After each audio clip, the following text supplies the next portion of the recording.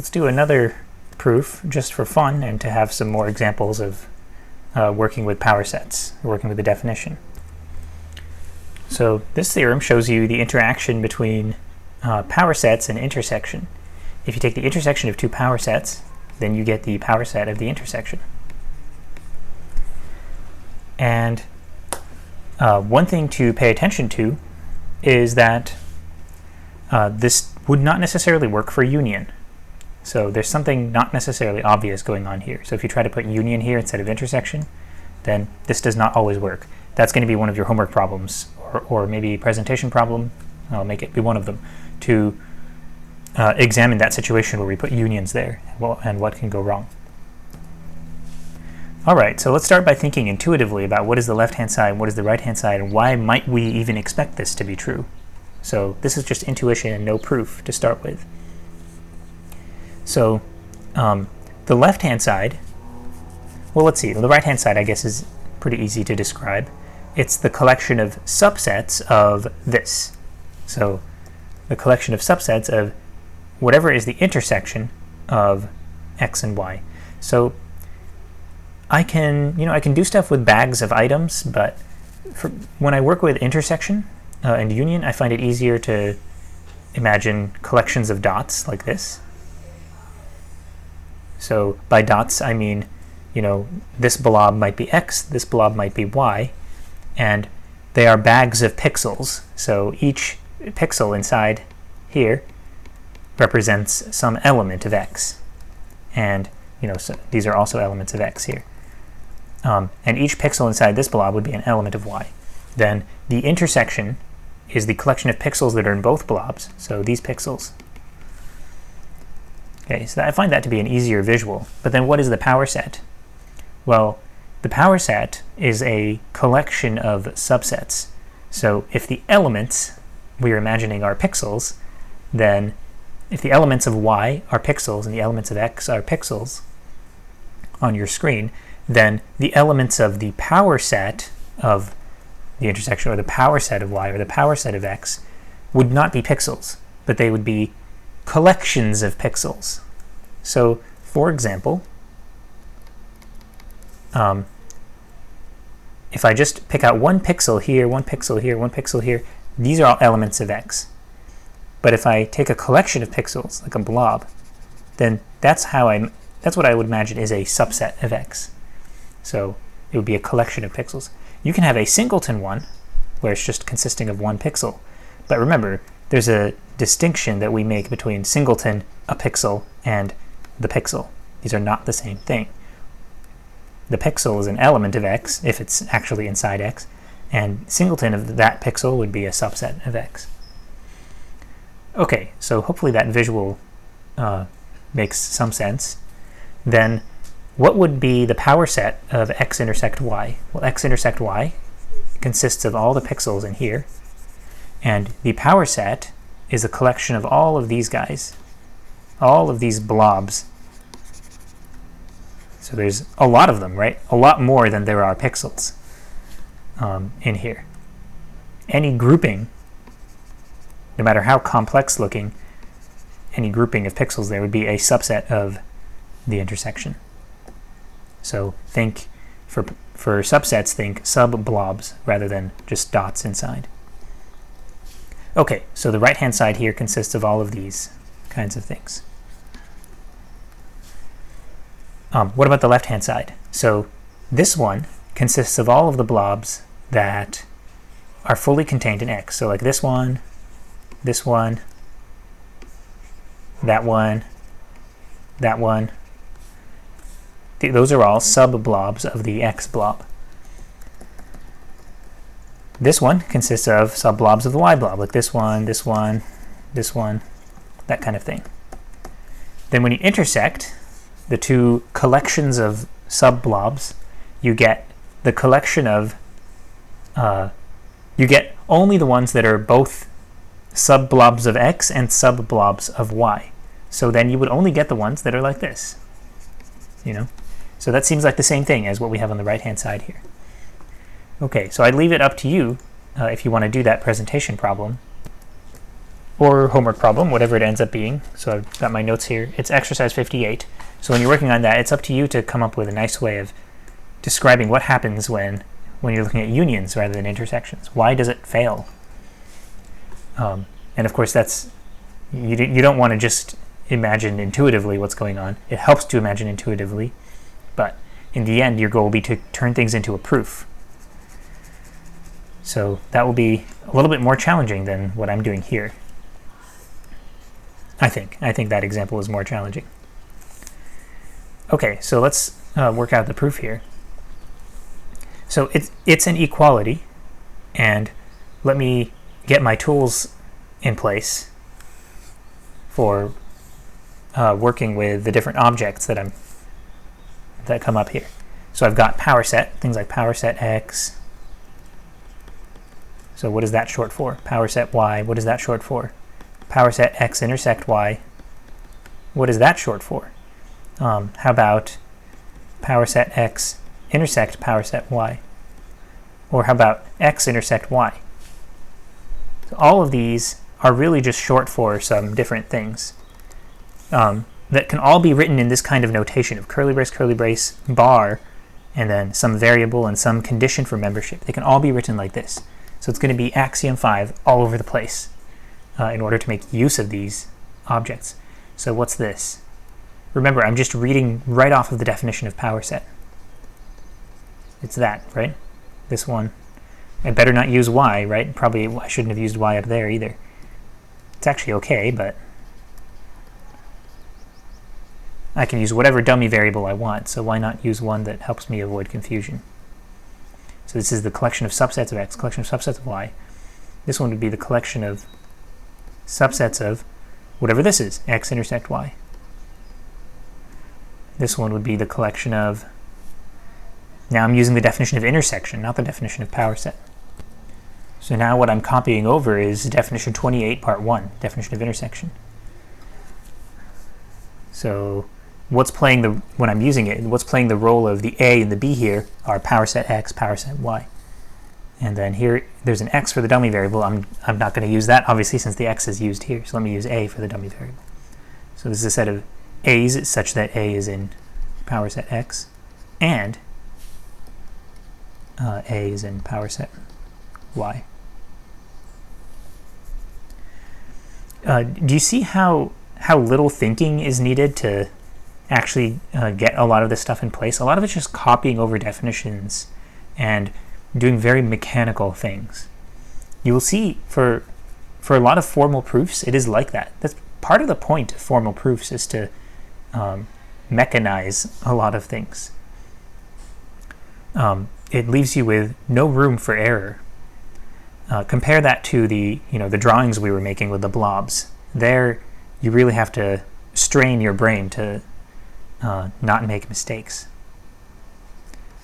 Okay, so let's see. This one is, again, I'm just using the definition of intersection, set of things that are in X and in Y.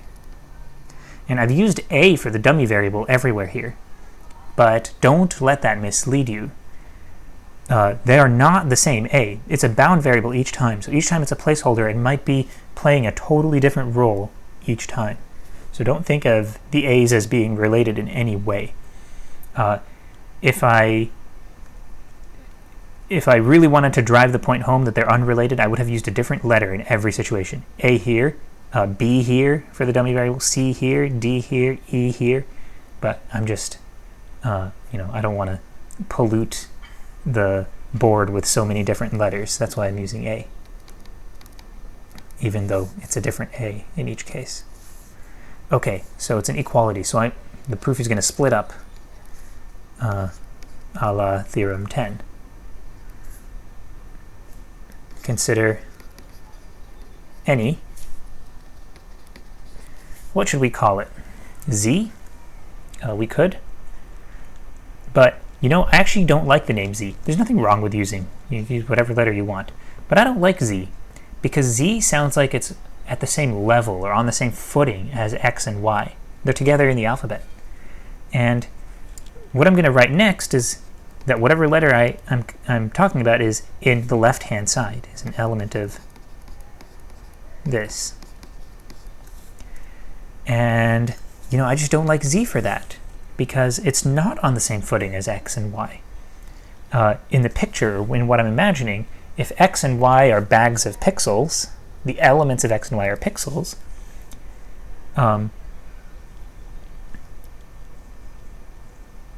wait a second. I'm going to take it back. I actually really like the letter z.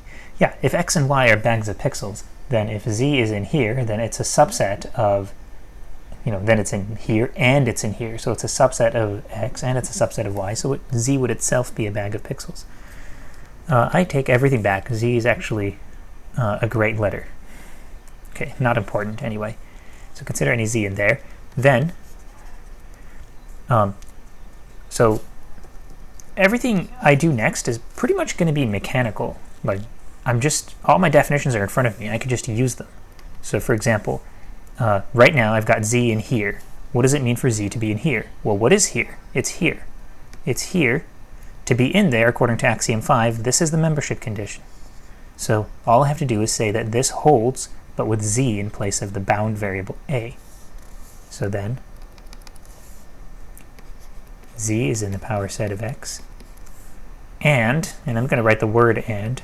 This is what people usually do in writing. You don't want to pollute the page with too many logical symbols. It just doesn't look good. Okay, then z is like that. So now I just break this down. Again, it's very mechanical. So z is in there. What is there? It's here. It's here. So this is the membership condition. So z is a subset of x. And similarly, z is in here. That's here, here. This is membership condition. Z is a subset of y. Okay, now my goal. Now I need to think about my goal. I've broken things down as much as I can, right? There's no way to break these down really any further. I mean, I guess I could rewrite them in terms of the definition. It could be like, you know, this is for all w in z implies w in x. Fine. But what's the purpose of just writing it in a more long-winded way? I should now focus on my goal rather than getting distracted. So what is my goal is to prove that z is an element of the right-hand side. Okay, the right-hand side is this. Luckily, I've written down exactly what it is. So my goal is to prove that z is in here. According to the membership condition, my goal then is to prove that this holds, but with z in place of a. So I'm going to erase, this is just scratch work for the moment. Let me use red for that scratch work.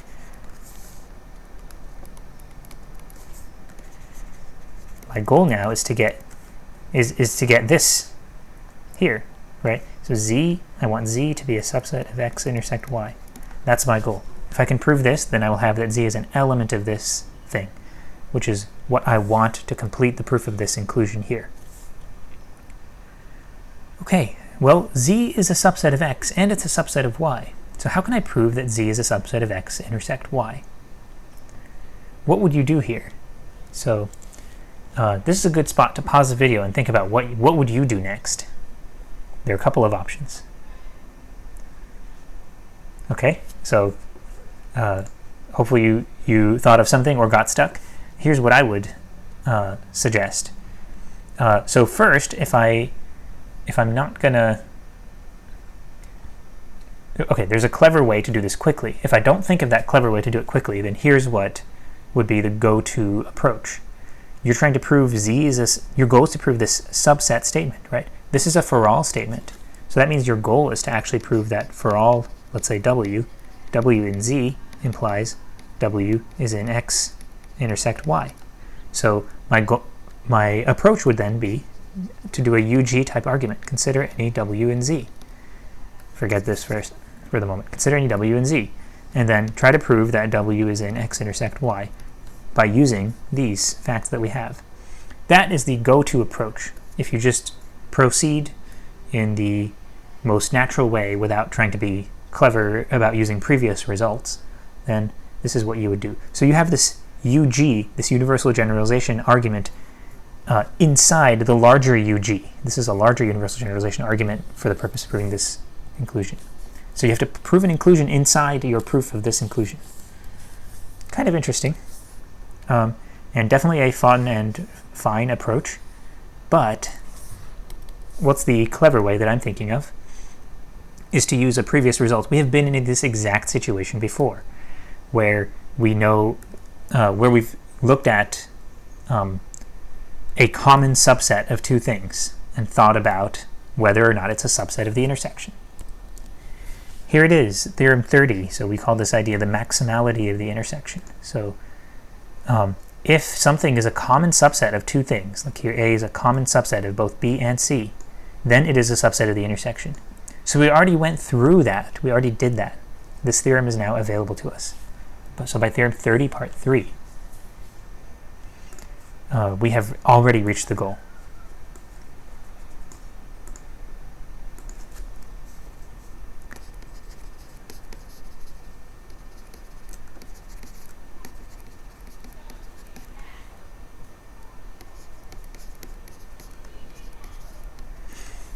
Now, that approach that I suggested earlier, where you do another universal generalization kind of argument, we're not avoiding that, really. I mean, we did that.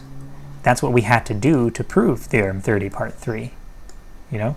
So it's not like we didn't have to do a universal generalization to prove this inclusion statement. It's just that we already did it, so we're recycling old work. And that's one of the most fun things when you're building up a mathematical framework, is building a tower of results that all depend on each other and recycling your old results.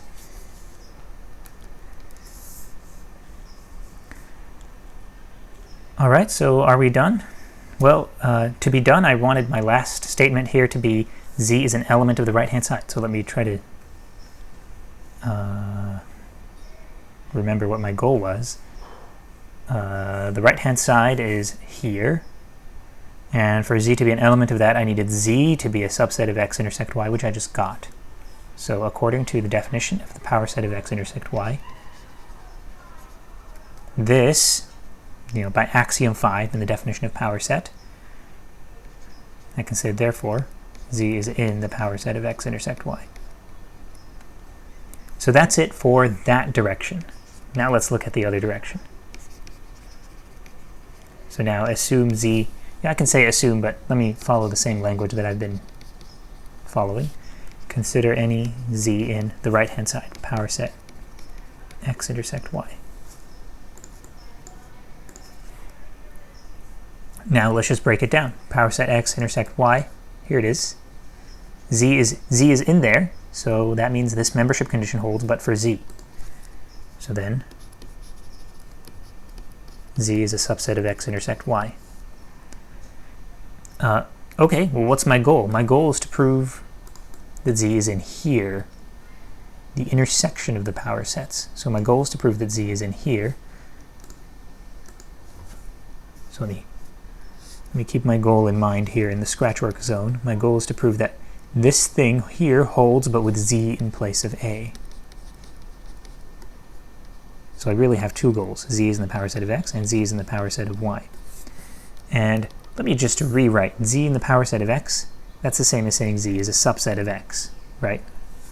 Just looking up here at what it means to be in the power set of X, is to be a subset of X. And similarly, Z is in the power set of Y is just Z is a subset of Y. So that's my goal, is to get Z as a subset of X and subset of Y. It's two goals. And I have Z as a subset of the intersection. So what do we do? Well, again, we can do a whole universal generalization argument to try to prove these individual things, and that would not be too hard. Or we can recycle old work. So here's how I would recycle old work. We already know that the intersection X intersect Y is a subset of both, the intersection of two things is a subset of both of the individual things. So I can just reference theorem 30, parts 1 and 2 for that. That's not directly what we want, but it's pretty darn helpful, right? As well, you will see. So then, well, not then, but by theorem 30, parts 1 and 2, X is a subset sorry, X intersect Y is a subset of X, is a subset of X, and X intersect Y is a subset of Y. My goal is Z is a subset of X, Z is a subset of Y. So Z is a subset of X intersect Y. X intersect Y is a subset of X. Therefore, Z is a subset of X. Now, what justifies that? So what justifies this statement here? Since Z is a subset of X intersect Y is a subset of X, we have Z is a subset of X. What justifies this? So see if you can pause the video and see if you can find the exact theorem number that justifies this. Okay, so I'll give the answer now. You should have gotten that it's this theorem 7 part 2, transitivity for inclusion. There has to be some reference for it, right? It's not automatic that just every relation is transitive. If these were membership symbols, sometimes people take this too far and they think that it works when these are membership symbols, but we've discussed how it absolutely does not work. Membership does not work that way, but inclusion does, and we have a reference for it, which is this, something that was proven before.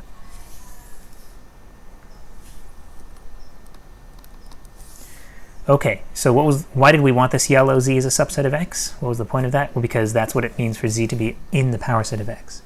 So Z is in the power set of X. And I'm basically just working my way backwards up the goals. So then I'm going to do the same thing but with Y. Okay, I just kind of wrote that off screen. Since Z is a subset of X intersect Y, which is a subset of Y, as we've stated here, we have Z is a subset of Y by transitivity, by theorem 7 part 2. Notice I'm not referencing that. You could reference it, if you're in doubt, reference. It's never harmful to reference, but I'm considering that to be sort of something we use frequently enough that it does not need reference. So Z is a subset of Y, and we wanted that yellow Z is a subset of Y because we want to get the red Z is in the power set of Y. And we wanted these two red statements because that is what we decided was needed in order to have Z be in this intersection, right? That came out of taking this membership condition for this intersection and putting Z in place of A. So now we're using the definition of intersection, basically, since Z is in there and Z is in there. This was an X here.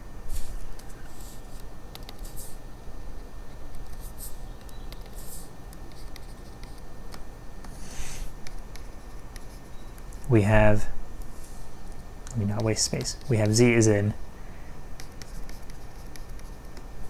there.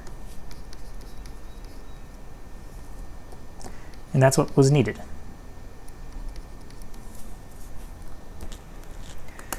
So there you have it. Proof that I hope felt very mechanical, although there are several steps where you had to be, you need some kind of creativity to think of efficient ways to do things, but even without creativity, following the definitions and just unpacking things, you can still get from the beginning to the end. Just because we have few enough tools available to us that when something is provable, there's usually not very many ways to prove it. As we expand the theory and develop things will get both harder and easier. They'll get easier because you'll have more tools to prove things. So you'll have more at your disposal, and you'll be able to argue that something which seems maybe obvious to you is true more easily because you'll have already proven some very closely related facts. You'll just have more tools, so easier. But things will also get harder because you will be, when you have a lot of tools, there could be a lot of different ways of proving any particular thing, and a lot of wrong paths, a lot of approaches that you could try that will not lead anywhere. So the more tools you have, the more ways there are to start a proof and have it fail on you and never reach the end. All right, so something to look forward to.